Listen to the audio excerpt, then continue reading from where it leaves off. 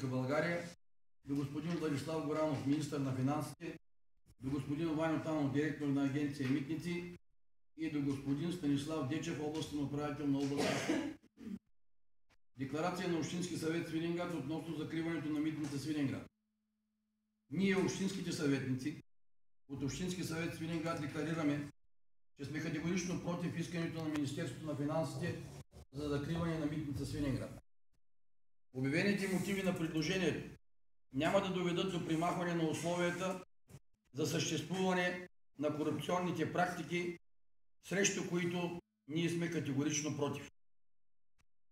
При насочването на човешки, финансови и материални ресурси от митница Свиленград към Централно митническо управление и други митници задълбочава централизацията на администрацията и не работи за преодоляване на демографския срив. Много по-целесообразно и ефективно е административната и структурна реформа да се извърши на място в Свиленград. Митница Свиленград е най-голямата сухопътна митница в България и съществува вече 96 години. Дейността е пряко свързана с събираемостта на приходите за държавния бюджет и тук положителните резултати са безспорни. Преустановяват се огромен брой тежки престъпления, свързани с трафик на наркотици, стоки и хора, въпреки че пътникотоварен поток е изключително натоварен.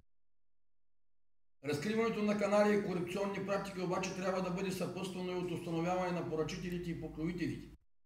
Тук вече наистина държавните структури, отговарящи за тези сектори, трябва да се свършат работа. Не е по силите на отделни митничари да организират такива мащабни нарушения.